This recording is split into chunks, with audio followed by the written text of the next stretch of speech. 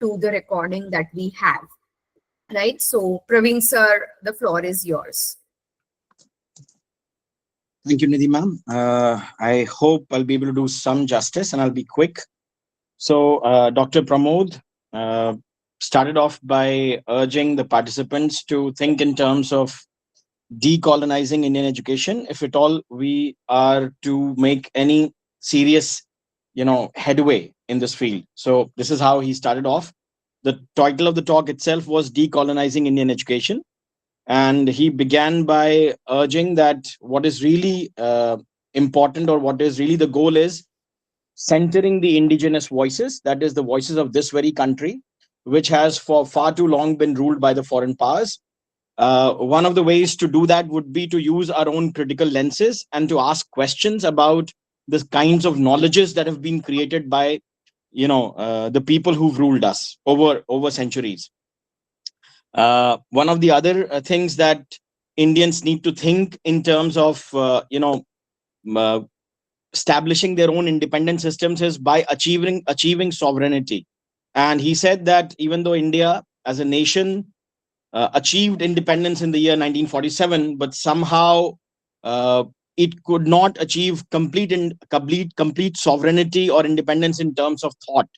So we've become independent, surely, when it comes to a state or a nation, but thought wise, or given the way we perceive the world around, we still borrow several terms from the West, even today. And he also urged us to challenge the colonial system by looking or re-looking at our past and the voices that have been present ever since, I mean, for thousands and thousands of years. So one of the things that he mentioned was that when he generally ends up asking his own students at his university about the so-called consequences or effects of the British rule, he more often than not ends up finding them, giving a very mild answer. So most of them are not even willing to admit that perhaps this rule was really detrimental to our growth as Indians. In fact, what they end up saying is that the Britishers, they ended up making roads and railways for us, as if without the railways this country would never have made headway. Okay. So um, uh, he went on to talk about the kinds of atrocities that were that we faced as Indians. The 15 to 29 million was the number that he shared with us, which the number of people who died of the British induced famines. Imagine the Bengal famine, which was again largely the result of what Mr. Charles Trevelyan did, although he didn't mention this name. But I know it for a fact that it led to more than 4 million people dying in just West in Bengal alone, the old Bengal. All right. Then he shared with us the thoughts and in fact the works of people like Bernard Corn. The book that he mentioned was Colonialism and Its Forms of Knowledge, the British in India, in which Bernard Corn basically talks about what has the British rule done to the colonies of the Britishers, especially this India. Okay. And one of the lines that stayed with me, and I've written it, is cultural effects of colonialism have too often been ignored or displaced into the inevitable logic of modernization and world capitalism. So most of the times when you talk to people, the ones who are not really willing to admit that the British rule was anything wrong, or for that matter, in fact, some of them would like to think that the British came to India and taught us so-called manners and gave us the modern ways of looking at things, right? They would want to say that the British rule was basically the inevitable thing, led into the inevitable development, which we now today know as modernization. All right. Right. And then he went on to share the works of other thinkers. So one of them was the Peruvian sociologist Anibal Quijano, who wrote a book on the coloniality of power, and in which he urges that the world, or the different people, or the former colonies, need to start looking at knowledge not from the Eurocentric perspective, but they need to create their own local lenses and local systems. Um, um, then he also mentioned Dharampal's works, especially his book, The Beautiful Tree, which I think is the topic of today's talk, in Correct. which Dharampal has basically listed the different schools the kinds of population those schools had, the so-called teachers, the students, their milieu, the castes that they came from, all of that will be mentioned, I believe, in detail today. He also mentioned Utsa Patnaik's work, who has gone on record to say that the Britishers took away from India, as much wealth as would amount to something like $45 trillion. I mean, when you come to think of it, it is more than 13% of, or perhaps 14% of the overall British GDP today, or the Praveenji, if you can quickly wind up. Yeah, I mean, Yeah. so let's finish. He just asked us to look at the NEP 2020 and CF 2023, and also the UGC guidelines on IKS. I think this is what I remember from yesterday's talk. Thank you. Thank you, Praveen sir. Thank you so much. I think that was quite an extensive and comprehensive summary of yesterday's session, and I think that has set the right tone for today's session, where we are going to discuss Shri Dharampal's work, The Beautiful Tree, which is extremely crucial, and I'm really grateful that you laid out the recap in great detail. So yeah, we are eagerly waiting to understand what Sri Dharampal has written in this very important work, The Beautiful Tree. So we can begin, Pramod sir. Thank you, Nidhi, and welcome back all participants for this day 2 of the FTP. Praveenji, thank you for the nice summary. Just one or two small corrections. One is Charles Trevelyan was actually involved in the famine relief policies in Ireland, not in Bengal, to my knowledge. But he was very instrumental in fact, implementing Macaulay's Merit on Education in 1835. He also wrote a book called On the Education of the People of India in 1838. So that way he's quite involved in the subject that we are discussing actually. And the other one was this railways part, what you were saying. Actually, I did not say that without the railways we would not develop. What I was trying to say is that if we never, let's say, had colonial rule either of the British or of the French or of the Dutch or of the Portuguese, we would still economically, we would have developed. That was the point I was trying to make. In yesterday's session, so as he has summed up, we looked at the significance of decolonization, and we try to look at the intellectual, psychological, and the cultural impacts of colonization. In today's session, we will get a bird's eye view of Dharampal's work, who is Dharampal, and why his work has become so important, in research related to Indian knowledge systems and Indian education. So quickly, a profile of Dharampalji. So he is well known as a Gandhian freedom fighter and a thinker. He was born in 1922 in Uttar Pradesh in the Muzaffarnagar district. He left behind his BSc studies in physics to join the freedom movement, inspired by Gandhiji's call for freedom. And post-partition, he worked with the refugee rehabilitation camps, also with village experiments.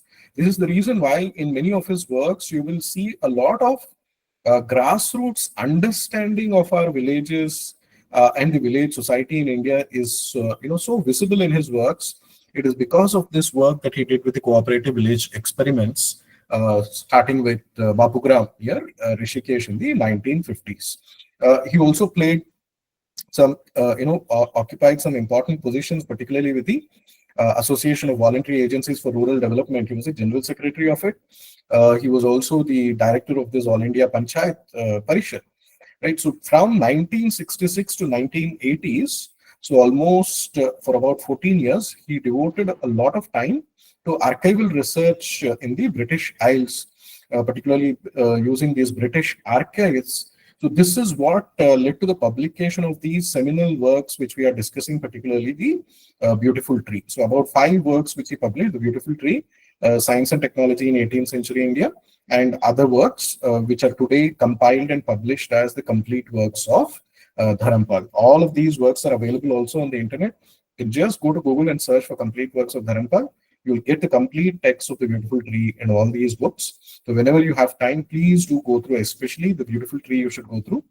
See, the purpose of this FTP is to introduce you to this text, give you a summary of the text, and guide you to analyze the data which is presented in the text, and to understand and appreciate, Dharampalji's point of view, which has led to, path-breaking kind of research that is still being done today to understand Indian society from a indigenous point of view. So, as a follow-up to this FDP, right, this FDP would have served its purpose if all of you, after the FDP or during the FDP, start reading the original text of Dharampal, because in this limited time that we have, what we will be able to present is the gist of the book, the highlights of the book, the important critical points of the work that has been done by Dharampal, and the data which he has highlighted and brought out is what we will be able to present.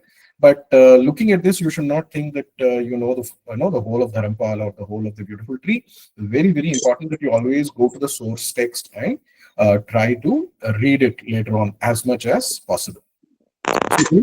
After the publication of this work,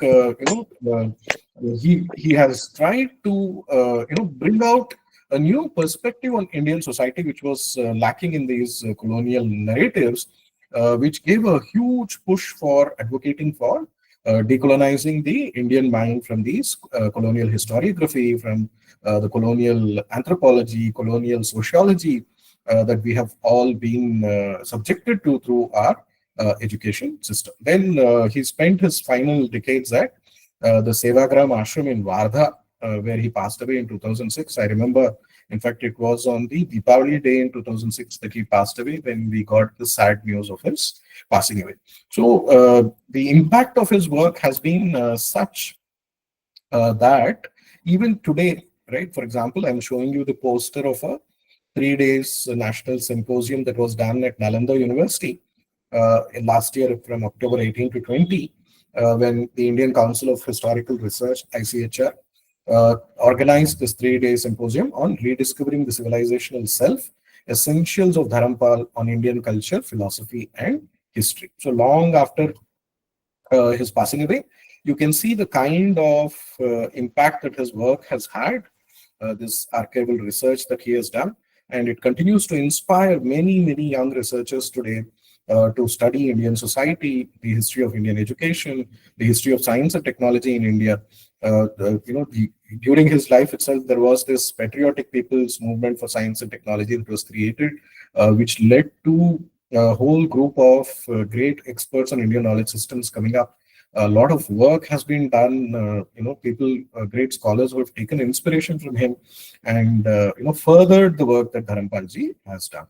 So this is a brief profile of Dharampalji that all of us should know as part of this FDP. Now we go to this very interesting incident which triggered this entire debate on the history of indigenous education in India. Right. So why did Dharampalji want to do this research on indigenous education?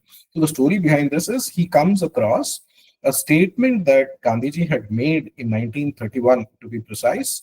On October 20th in 1931, Mahatma Gandhi had gone to London, where he was representing the case for India's freedom, right? The second roundtable conference, as it is called. And he also gave some talks while during his stay there. So at the Chatham House meeting, as it is called, Gandhi makes this bold statement as part of his speech, where he says, "I say without fear of my figures being challenged successfully that today India is more illiterate than it was 50 or 100 years ago, and so is Burma, because the British administrators, when they came to India, instead of taking hold of things as they were, began to root them out. They scratched the soil and began to look at the root, and left the root like that, and the beautiful tree perished." So this one passage is so full of symbolism, right? Gandhiji is saying that you British colonizers came to India, and instead of understanding Indian society as it was, instead of taking hold of things as they were, you started studying Indian society, but only to uproot it, only to destroy it.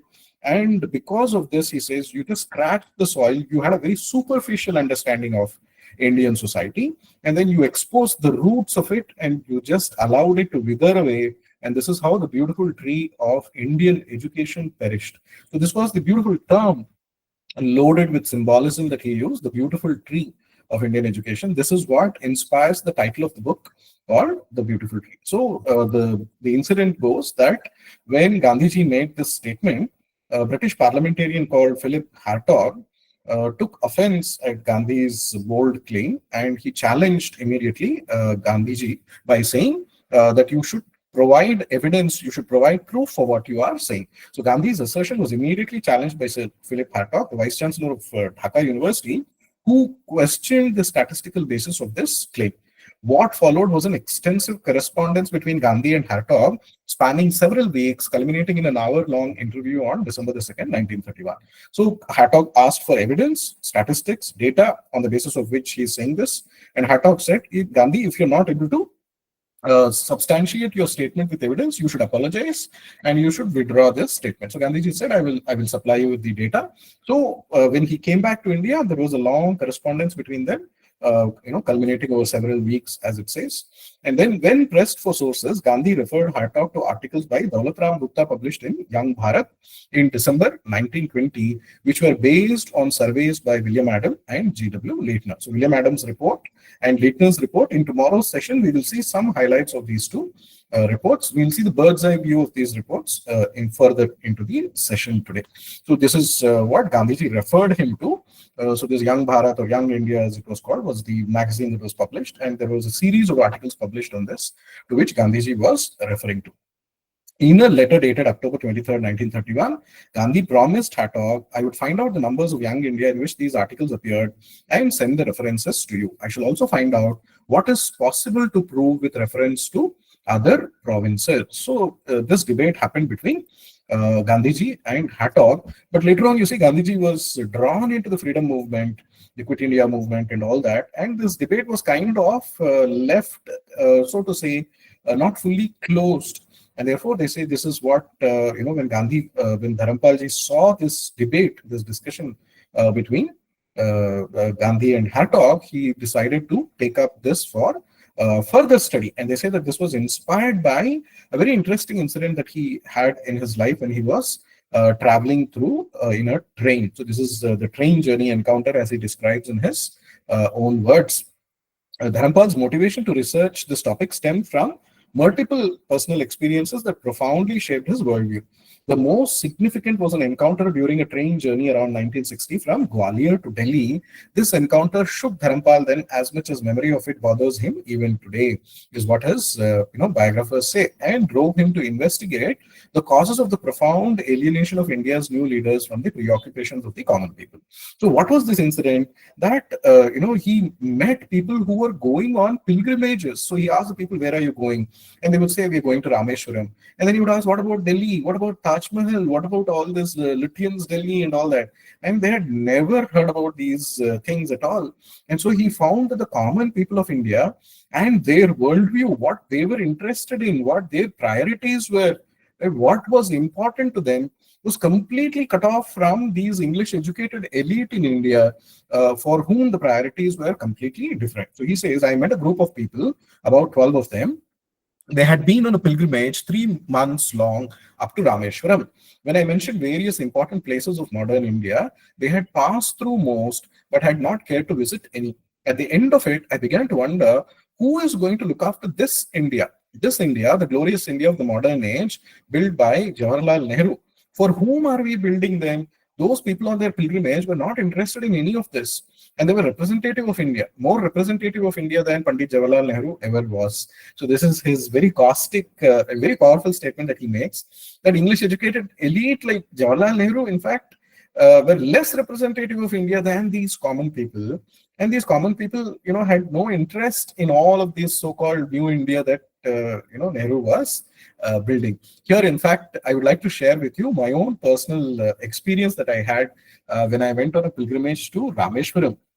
When I joined here in Coimbatore at the university in 2004, because I was new to Tamil Nadu, I was visiting all these pilgrimage places, and I went to Rameshwaram. So on that train journey, I had something of a similar experience. So this train from Manamadurai to Rameshwaram was filled with about 300 passengers coming from Patna in Bihar. And each and every one of them was carrying a clay pot with a red colored cloth tied over that clay pot, mud pot with a thread over it. So I went and asked them, what are you carrying? Each and every one of you is carrying this mud pot. Where are you going and what is this pot? So they said, don't you know? This is, our pilgrimage. This is our annual pilgrimage. At least once in a lifetime, we all do this pilgrimage. Every Bihari will do this.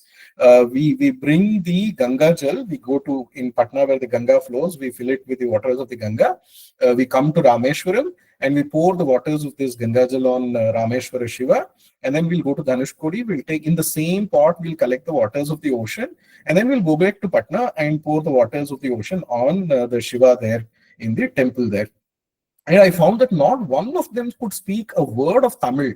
And yet they were traveling all the way from Bihar to the southernmost, almost corner of Tamil Nadu. And they had absolutely no problem. They were totally at home, right? They were just as though they were traveling in their own state. Even though they did not know the language, they were very comfortable. They were managing, etc. And then I keep wondering, there's so much of this debating and quarreling on TV channels and these politicians talking about Hindi, Tamil divide, North Indian, South Indian divide. But you look at the common people have never had a problem, right? This pilgrimage has been going on for thousands of years. People from Tamil Nadu have been visiting Kashi, Banaras, etc. People from Kashi, Banaras, and places like Bihar have been visiting places like Rameshwaram. And, despite, let's say, having language barriers, they have never had conflicts. They have never had quarrels. And you will see that all these linguistic quarrels which have come up are essentially, again, because of this colonial interference only. Divide and rule policy of the British, North Indian versus South Indian, Aryan versus Dravidian, upper caste versus lower caste, Hindu versus Muslim. All this is the great gift of the colonial rule for us. And in fact, this is the similar experience that inspired Dharampal ji to take up this research. So this metaphor of the beautiful tree he picked up, Dharampal was also fascinated by his discovery of still functioning traditional communities, particularly the Bees Biswa village panchayats in Rajasthan and Sasana villages near Jagannath Puri in Orissa, which had been established 700 years earlier and were still prosperous and functional in the early 1960s. So he found that many of these traditional governance institutions, right, in the village panchayats, etc., were still very active, and they were ensuring, in fact, the prosperity and the happiness of the people even in 1960s. And he felt that these English-educated elite were again completely cut off from these villages, from the rural people and village life, the village society, and how they actually were managing, their finances, their economy, and all this, is what he was thinking about. He was studying. So in his autobiographical account, Dharampal explicitly states, in fact, it was a statement made by him, Gandhi, in 1931 on the increase of illiteracy in India under British rule that led me to pay also greater attention to the material on indigenous Indian education as it had functioned during the same period. So in that speech in 1931, Gandhiji would say that India has become more illiterate today than before the British had come. And in fact, this is established by fact today, that from being one of the most literate nations, we became one of the most illiterate nations because of this educational reforms that the British brought. So Gandhiji makes a reference to this literacy or the illiteracy that increased during the British rule. So Dharampalji says this caught his attention, and therefore he started paying greater attention to this material, archival material that was available on indigenous Indian education. The observation set me on a new path of research. From 1966 onwards, I began collecting data pertaining to the state of education and literacy in India around 1800. So particularly 18th century India was his focus, and he started looking at all these data pertaining to the state of education and literacy in India, which has been left behind by some of these British officers. So Dharampal ji chose this title, The Beautiful Tree, because Gandhiji had referred to the earlier Indian education system as a beautiful tree in his 1931 the Chatham House speech. The metaphor captured Gandhi's lament about how British had uprooted India's indigenous educational system. So that speech of Gandhiji we have seen. So coming to his archival work in London. So despite his modest financial means and a family to support, Dharampal became a regular visitor to the India office in the British Museum. He spent years painstakingly copying documents by hand. So there were no photocopying easily accessible those days, and manually he had to take down all this data, cumbersome data. So imagine the kind of intensive the time and the effort that would have been involved.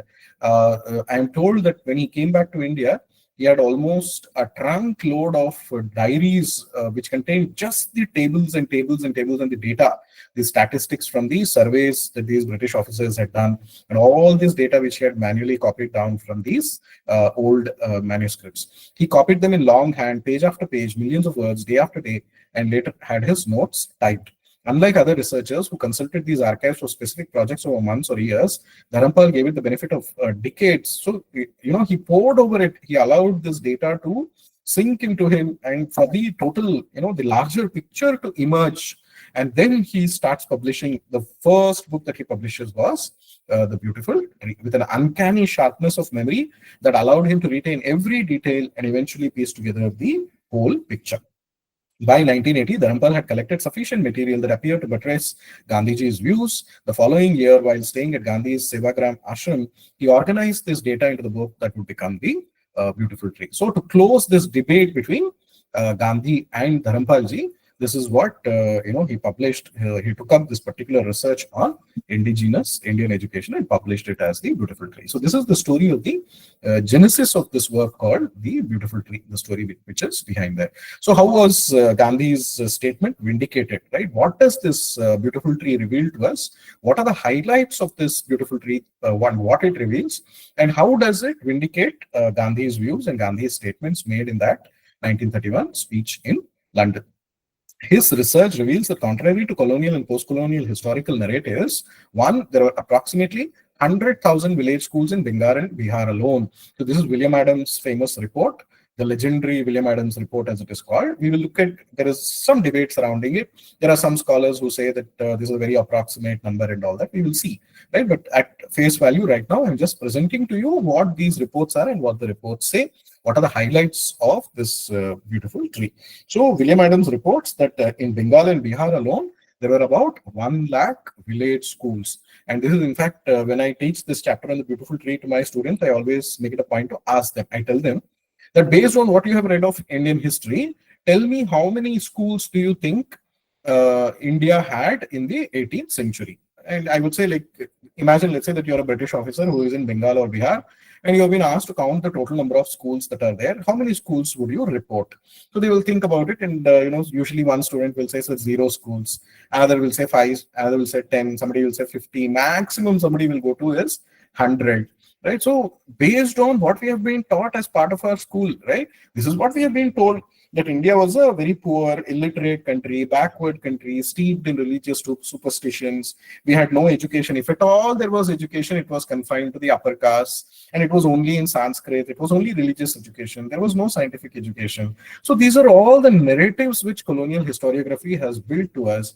And this one report of William Adams is enough to break it. And therefore, he goes around Bengal and Bihar, and he says almost every village, there is a functioning school here. There are village schools running here, which are teaching the basic 3 hours reading, writing, arithmetic to the students. And in Bengal and Bihar put together, he says there were 1 lakh schools. And we will see that other British officers like Prendergast, Leitner, then Thomas Munro, etc., are presenting similar reports from different regions of India.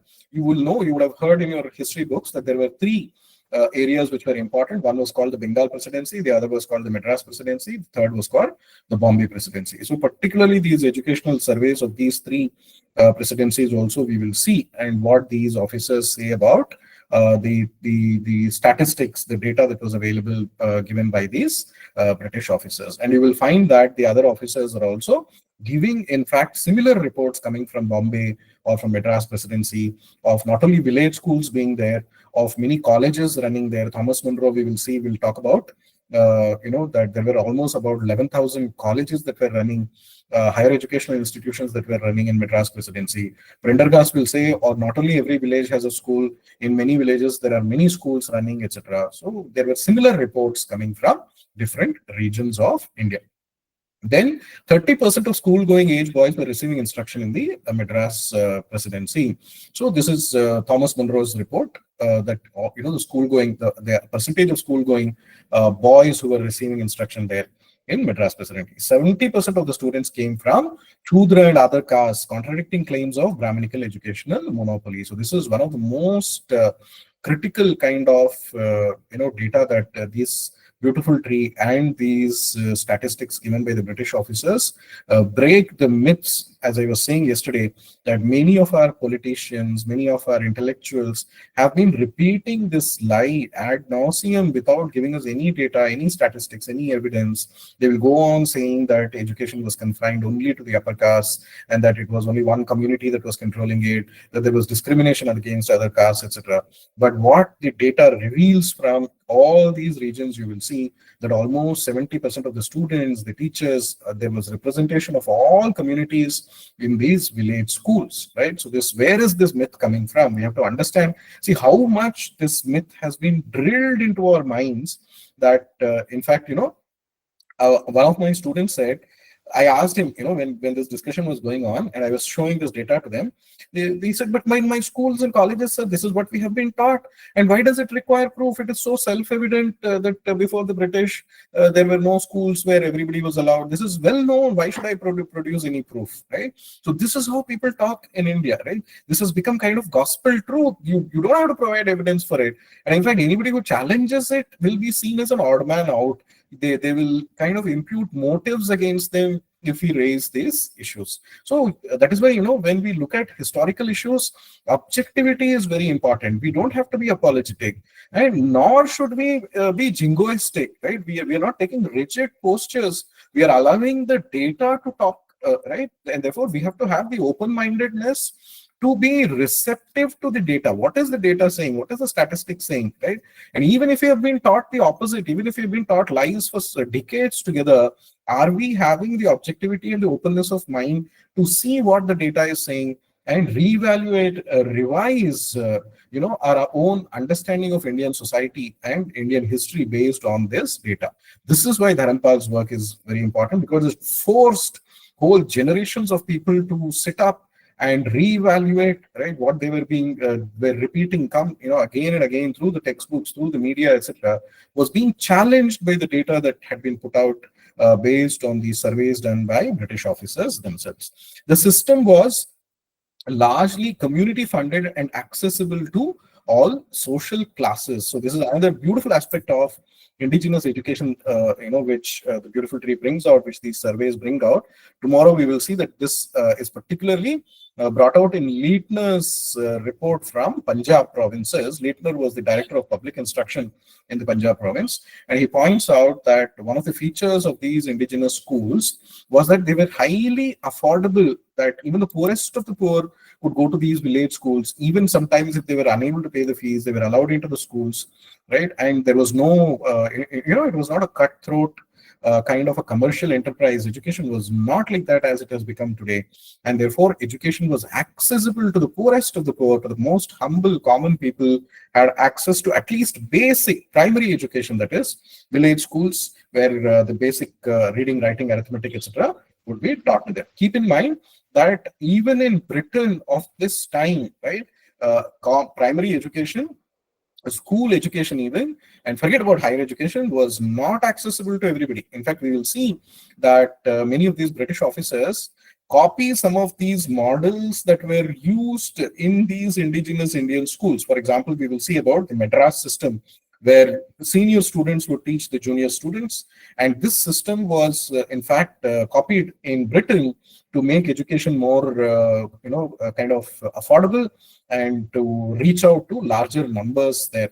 So, as in many cases, we will see, for example, smallpox inoculation, we will see that the British observed the smallpox inoculation methods that was being done by some of these Vaidyas in Bengal, and they will copy that system, go and implement it in Africa. Some of these British officers from Africa will then record that this smallpox inoculation helped them to save 9 out of 10 lives, right? So similarly, the indigenous education also, again and again, we will see that some of the good points of this indigenous education or of our science and technology, they would adapt, but they would not give the credit to us, right? In fact, they would come back and call it a superstition, or they would come back and ban it. They would come back and kind of sideline it or run it down.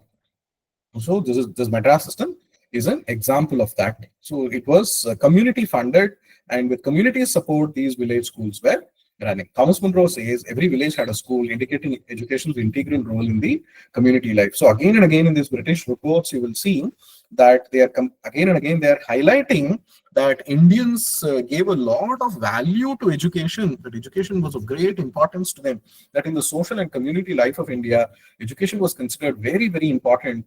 And this is why these village schools received extraordinary amount of financial and community support, because say the businessmen, the politicians, the common farmers, everybody's children were studying in those schools, and they wanted the best of schools, they wanted the best of teachers to teach in these schools, and therefore they would willingly donate a portion of their profits, their produce, to these schools to support those schools. So this is something that we will see in Leitner's report.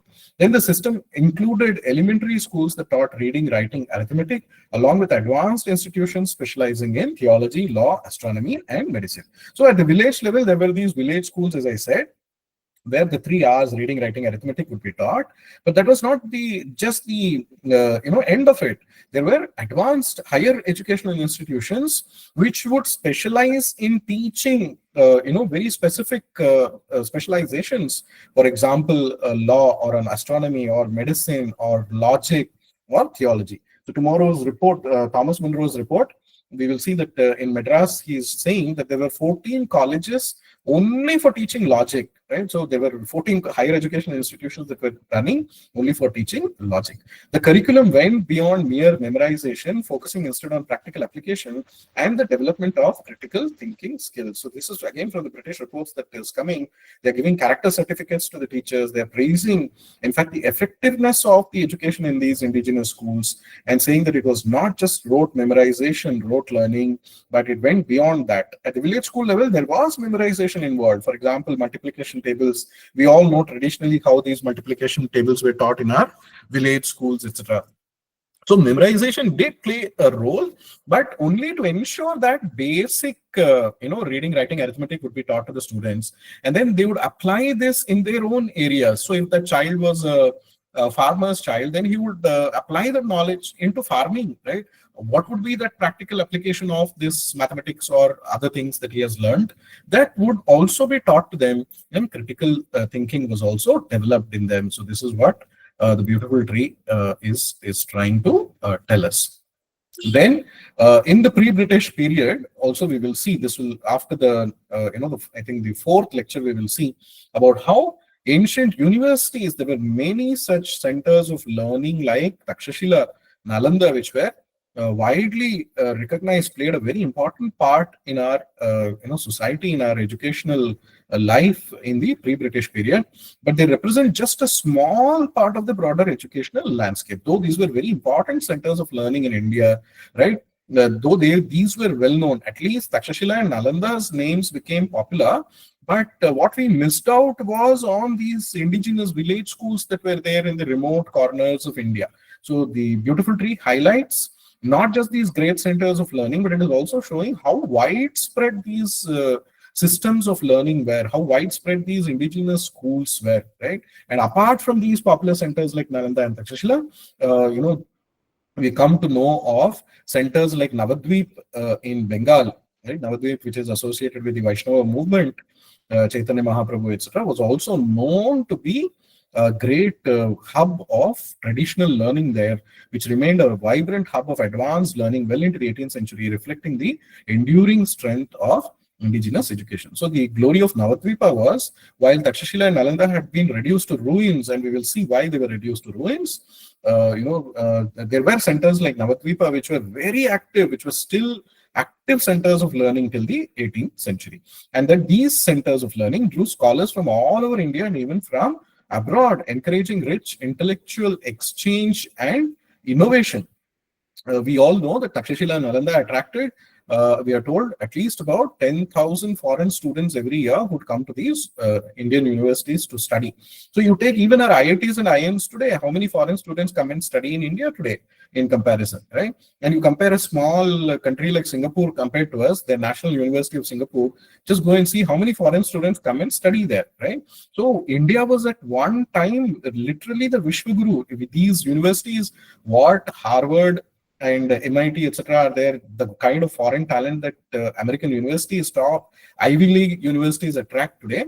This is an established fact, historical fact, that the universities in India like these, would attract scholars from all over India and from abroad also. So the example that we will see in the fourth class is of this Chinese traveler called Yuan Sang, who comes to join Nalanda University all the way traveling by foot from China. He will come because he was interested in learning Buddhist texts and Buddhist literature, and we will see his journey, right? So this is an example because of Yuan Sang leaving behind well-documented travelogues of his stay in India, how he joins Nalanda, the entrance exam at Nalanda, all those details are available to us today, thankfully, because of such travelogues or documents of foreign travelers which are available. So these centers were rich centers which attracted students from all over the world.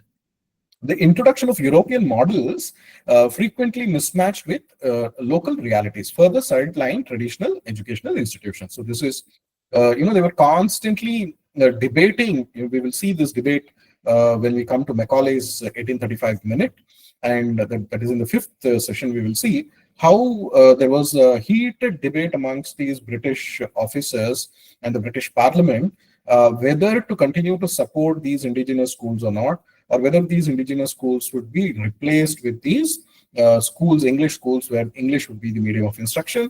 And that is where Macaulay will play a very instrumental role in the report in that 1835 minute, in which he will push for educational reforms, and he would say that we should fund only the new schools where English and the English literature and the European Eurocentric knowledge would be taught, and that funding should be withdrawn to all these traditional institutions where Sanskrit, Arabic, and all these texts that were being taught, these traditional centers, he felt were all regressive, were all outdated, were all useless, and therefore the funding was withdrawn to them. So it is this kind of interference that led to the decline of these indigenous schools in the traditional educational institutions.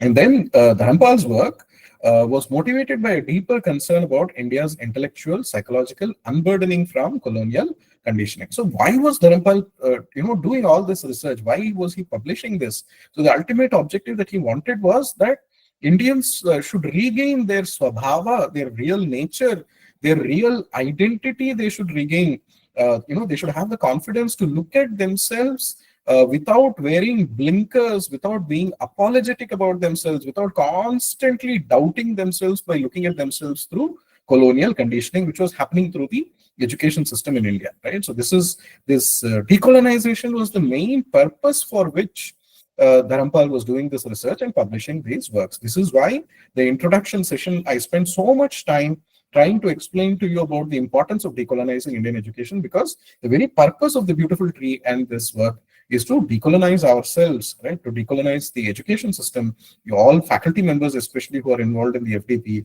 we have to go through this process of decolonization ourselves and communicate this to our students and ensure that we become instruments in ensuring that our education system is completely cleaned up of these colonial narratives, and that we should have the capacity, the originality, the critical thinking to be able to study India, Indian history, Indian society from a completely indigenous perspective, from our own perspective, and develop according to its own indigenous swabhava, its own essential nature, rather than continuing to follow borrowed Western models. I'll give you an example of this, which we will see when we come to Macaulay's 1835 minute, right? These schools, what has it done to us? Today, we spend crores of money on just getting a degree, right? From primary education to secondary education to higher education. A parent who puts his child in a private school will spend lakhs of rupees per annum. And by the time the child comes out of school and college, finishes his education, at least a minimum, right, almost 1 crore to 2 crores, at the minimum we are spending today on education. What is the value of that degree, right? What do they gain in return for that degree? And in contrast, what was the traditional education system, right? So, these community-centered schools, many of these communities had their own vocations, right? Guilds, as we would call them. For example, I'm in Coimbatore. If you go to these places like Tirupur, Erode, Salem, etc., you will see that communities are involved in certain enterprises. For example, Coimbatore is known for textiles, hosieries, and pumps manufacturing.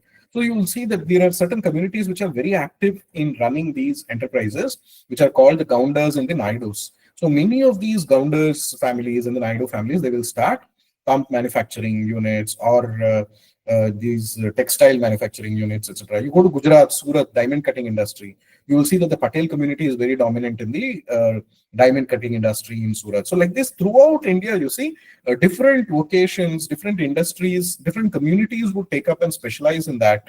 And by virtue of being born in that particular family or in that community, you would get access to that knowledge, you would get access to those skills. As you grow up, you would refine those skills, you would learn hands-on by getting involved in your family's business and enterprise. This is how the enterprise was encouraged.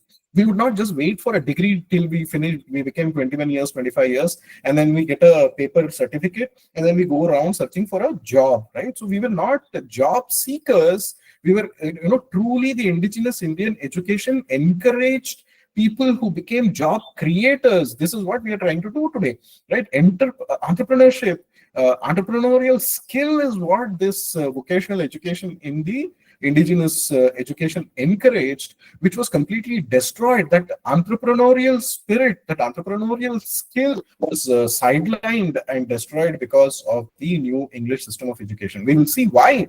Because Macaulay wanted clerks, he wanted brown sahibs. He said, we are a handful of Britishers here and we have to rule over 33 crore Indians. How will we do it? We need to create a class of interpreters who will govern India on our behalf. So the whole purpose of this new school system, the English education that Macaulay introduced, was essentially to create these clerks who would rule, govern India on behalf of the British. It was not created to encourage, for example, industrial enterprise in India. And the tragedy is that 77 years after independence, instead of our political leadership at the time of independence, taking a relook at this whole purpose of education itself, or the way these schools were being run, or the skills that they were imparting, and to take a look at what it was in the pre-British period, blindly we have continued some of the weaknesses of that system for 77 years. It is only now that we are talking about Skill India, Make in India, and all that, right? It has taken us so much time to realize the damages that has been done by this colonial system of education. The beautiful tree thus emerged not merely as an academic exercise, but as a patriotic mission to restore Indian self-confidence by documenting the sophisticated educational system that once flourished before colonial disruption, thereby vindicating Gandhi's 1931 assertion and challenging the colonial narrative of Indian backwardness. So remember that this research is not merely an academic exercise. We're not doing this as some armchair philosophy, some armchair debate about the history of Indian education. This is relevant because only when we understand this, the nuances of what has happened with the change that was brought into these indigenous education by the colonial interference, we will also understand where we have gone wrong and where the reforms have to be brought in, what kind of reforms have to be brought in, right? So this is the overview of the beautiful tree which I wanted to present to you today. So to sum up, right, what we did today, the beautiful tree by Dharampal is a pioneering historical study that challenges colonial assumptions about India's pre-modern education system. Drawing on extensive archival research, the book presents evidence from 19th century British administrative reports which document widespread prevalence of village schools across Bengal, Bihar, Madras, Bombay, Punjab. Contrary to the colonial narrative of educational backwardness, Dharampal finds that indigenous education was inclusive. Many lower castes attended school. Girls received home instruction in several regions. So we will see in the British reports that the boys to girls ratio was very poor. More boys would go to these village schools than girls. But that doesn't mean that girls were not getting educated. There was a whole alternative system of what is called home instruction that was prevalent in India, where the teacher would come to the home and teach the girls' schools. So parents preferred that instead of sending the girls' schools to the village schools, they would in fact call the teacher at home. So the girls were also getting, primary education. It is not that they were deprived of education. Again, as some of these colonial narratives have made us believe that education was only for boys, that girls were kept at home, that girls were confined to the kitchen, that we were a male-dominated society, and that girls had no access to education. This is again another myth which was created by these colonial narratives. So, though of course girls perhaps did not go to the village schools like the boys, the difference is there.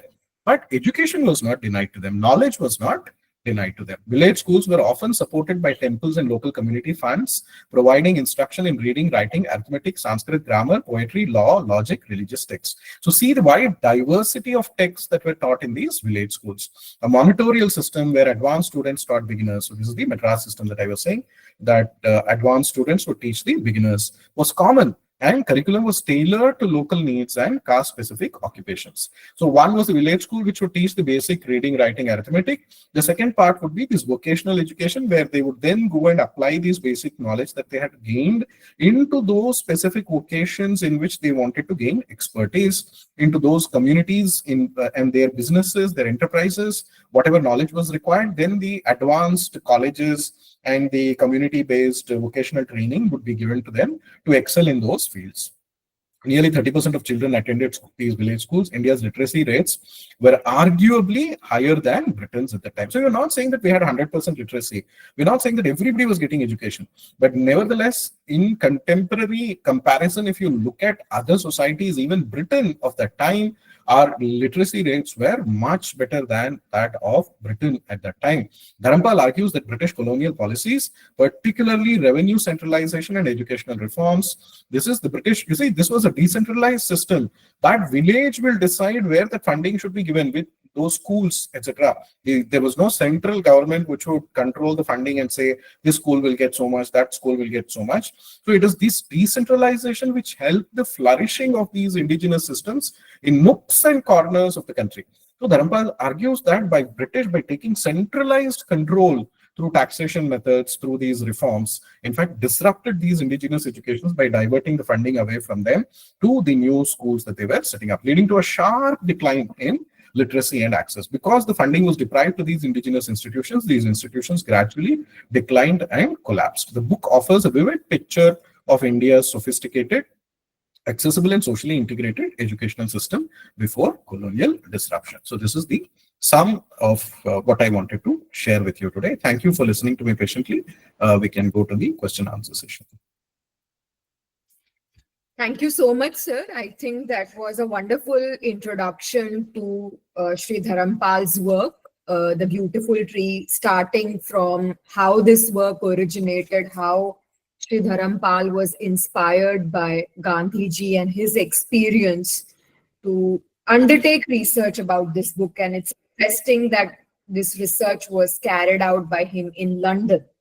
And the data and statistics presented through this rigorous research, I think, I'm sure for a lot of us, this has been an eye-opening session. And now we can comfortably present this data, these facts in front of our students. And obviously, when we are discussing India's indigenous education system, and I think most of us are products of the same modern colonial Western education system. So I think we also realize now very well what we have missed.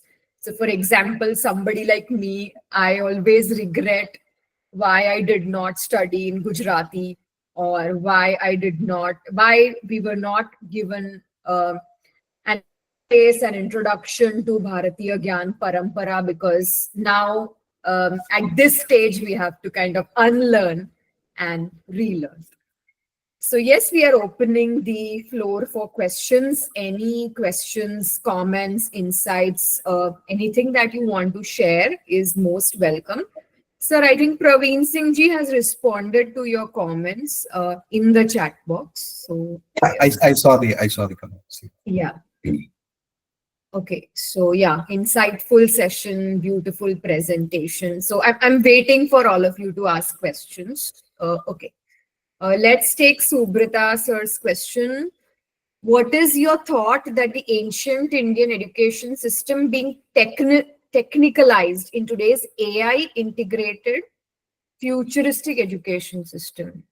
The question is not clear, ma'am. What exactly is she asking about the relevance of the traditional knowledge in today's AI? Is that what she's asking? Subrita ji, can you clarify? Can you unmute, please? What do you mean by technicalized? Okay, we'll wait for you to type or unmute. Saloni ji's question we can take. So can you very briefly talk about Indianized English? Okay, this is not my actually my area of expertise. I am not a linguist. So yesterday, when I used the term called Indianized English, see, what I meant was that in English as a medium of communication is all right, but it has been made into a status symbol in India. So this is what we have to avoid. I'll give you an example. In one of these schools which is run by our university in Coimbatore, I came to know of an incident that a local lady had put her son there and admitted her son to the school. And after 1 month, she came and met the principal and she wanted to ask for a TC. She wanted to withdraw her son. So when the principal asked what happened, why do you want to withdraw your son from the school? She replied saying that, you see, in other schools, people are taught English, and when we go to parties, all these children talk very good English and they greet everybody by saying good morning, good afternoon, good evening, etc. But in your school, you're teaching Sanskrit, and he says namaste and all this. And I find it very embarrassing that when I go to parties, etc., he says namaste. So this is that mindset that I was referring to when I said that English should not be turned into a status symbol, right? So therefore, we have to, as long as English is used as a means of communication, today it is an international lingua franca. We accept that, right? Nothing wrong in learning English, but we should not sideline Indian languages or demean Indian languages, in the process of putting this, English as a language on a pedestal. And that's why I said English itself is being Indianized in many ways, in the sense that its usage or many of the Indian words that are getting added to the English language. And English perhaps itself has got enriched because of its cultural interaction over this colonial period, etc. You see so many words which have found place in the English dictionary, like karma, mantra, guru, etc. So all these IKS concepts are getting into the English dictionary. So this is what I was saying by Indianizing English. Yes, absolutely true. But I think this is very peculiar to Indians. I've traveled all across Europe, and you cannot survive in Europe without speaking their local languages. So Absolutely. probably, I don't know, China, What I- Japan, South Korea. I mean, all around the world, we see that people take pride in their native languages. They speak them with pride, and they insist that when you visit their country, you also speak them. So if as a student I have to go and study in France, I'm required to complete French level A2 at least. So yeah, I mean, it's something that's very Right. peculiar to In us. fact, my elder brother used to work for Microsoft, and often he would go to Hong Kong, and he would come back and tell us that in the Microsoft's office in Hong Kong, nobody speaks English. They all speak Mandarin, and he had to learn Mandarin to be able to communicate with them. So it is only in India that you have this very funny obsession, and people think that if you speak very good English, right, the whole idea that you are more successful, or that you're more civilized, or that you're more cultured, you're more modern. This is Yes, all, this is all nothing but that colonial hangover that Dharampalji is talking about, that we need to undo. So great. Subrataji, I got your question. Yeah. About integrating Indian education into futuristic education. See, we are all obsessed with this artificial intelligence fad today. So I would say that before going to integrating into AI and all that, the integration of the traditional methods of learning Indian knowledge systems, and also the traditional approaches, the pedagogies that were there, should happen at a more fundamental level, right? At the school level, it is at this level that integration has to happen. And when we relearn, right, when we learn these Indian knowledge systems, when we learn mathematics, for example, in the traditional ways in which mathematics was taught, when we will learn Aryabhatta as Aryabhati and Bhaskara as Leelavati and all that, right, automatically we will find, for example, there are scholars who have shown that certain algorithms can be made more efficient by using some of these traditional mathematical algorithms that have been worked out in our ancient mathematical texts. So those algorithms are used in many computer programs today. So by using some of these algorithmic models, which are more efficient based on IKS models, right, or which are worked out in the traditional mathematical text, the efficiency of some of these modern programs will improve. So this is how possibly that integration can happen. Thank you, sir, for that response. We'll take Amitji's question. He's asking how to or where to know academically what were the outcomes and output envisioned or framed of the term education before the colonial masters modified the narratives, added fences, and barricaded it? The tomorrow session, day after tomorrow session, when we go into the British reports and also pre-British education, I think we'll get a very good overview of what you're asking. So I would request you to please hold on for 1 or 2 days, please, so that we'll go into more into this. Yes, that's perfectly fine. Yes, Sangeeta ji, we had to take your question yesterday. I'm so sorry. You can go ahead. No problem. And thank you so much, sir. It was really very good, very insightful, in fact. Thank And you. forgive me, I'm new to IKS, in fact, trying to explore various streams. And if I have to, in fact, develop a curriculum, let's say, how to start building that, I'm really, confused and how to Which start. domain you want to develop the curriculum, ma'am? You're in you're which teacher of which subject, or what is your specialization? No, I am actually from technology end. So I'm working in corporate, let's say, but I want to develop a curriculum, let's say, Okay. with some of the institutes. So how do I start? What is the thought process that I have to? Curriculum for teaching IKS? Yes. Okay. So the first document would be, please look at the UGC's guidelines on IKS, which I showed yesterday, right? Okay. So it gives very detailed guidelines on specific subjects, particularly mathematics, astronomy, chemistry. These subjects, it gives very good guidelines. Okay. But if you are looking at others like literature, etc., then we'll have to work it out, systematically. Okay. We'll have to look at sources that you can use. Sure. So, sir, primarily I would be looking at science and technology per se, because Okay. it is more close to what I have been trained in. So, Okay. So that this UGC's guideline, the document is the best way to start, ma'am. Yeah. At least the foundations of science and technology are very much covered in that. Okay. And there is, a recent popular book which has been published by Professor B. Mahadevan of IIM Yes. Bangalore. Yes. Please look it up. So I've taken his course on SWAM also. Wonderful. No, you have, if you've taken his course on science, I just know I've started this Wow. and this, Okay. this So 2 you have I think 1 plenty of month only. material, right? As Yeah, part of there- that, I don't think there is any dearth of material on IKS. We Okay. just, I No, think actually, this is too much. No, a lot of things are there. So actually, I was just, Yeah. because I'm just a starter. So it would be absolutely. that I would be lost. So I just wanted that direction. Yes, Sure, yes. ma'am. Yeah. So thank you so much, Yeah. sir. Yeah. I'm Sangeeta really ji- liking your session. Yes. Thank you.